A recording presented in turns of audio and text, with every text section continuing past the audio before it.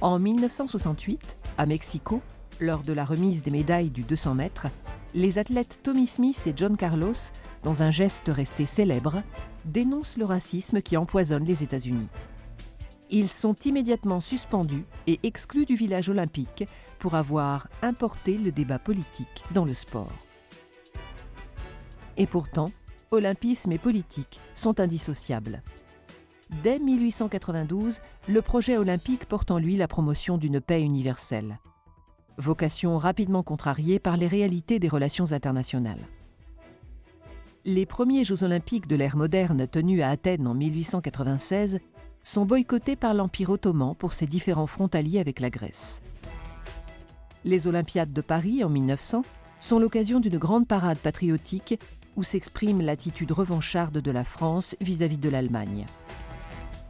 Celle de Saint-Louis, en 1904, consacre l'Amérique blanche et raciste par l'organisation en marge des épreuves de compétitions réservées aux races considérées comme inférieures.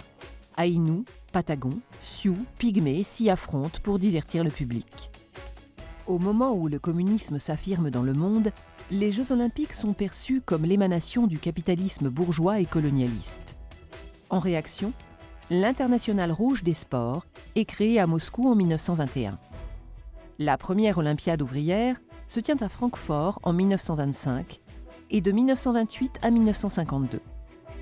Les Spartakiades, jeux d'ailleurs entièrement ouverts aux femmes quand les JO campent sur leur misogynie, sont l'alternative communiste aux Jeux olympiques. Mais les Jeux olympiques prennent bientôt une ampleur planétaire et leur rayonnement en fait rapidement une tribune politique de choix.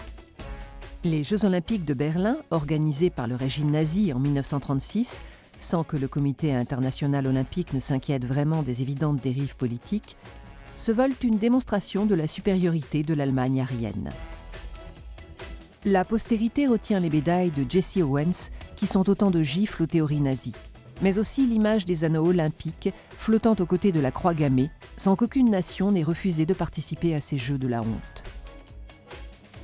Après la Seconde Guerre mondiale, les JO deviennent un enjeu symbolique majeur de l'opposition entre les États-Unis et l'URSS.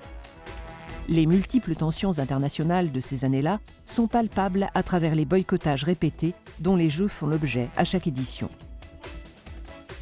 Pourtant, le CIO tente de préserver les Jeux de toute interférence politique, notamment sous la présidence d'Avery Brundage de 1959 à 1972.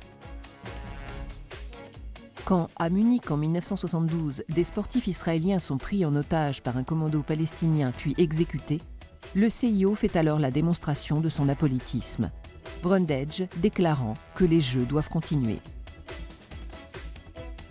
Mais cet apolitisme est à géométrie variable, en particulier lorsque Brundage, connu pour ses opinions antisémites et racistes, se montre ambigu à l'égard de l'Afrique du Sud et de la Rhodésie du Sud, deux États alors ségrégationnistes, au moment de leur exclusion du mouvement olympique.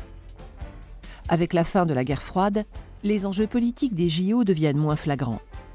Ainsi, depuis ceux de Barcelone en 1992, plus aucun boycottage n'a eu lieu.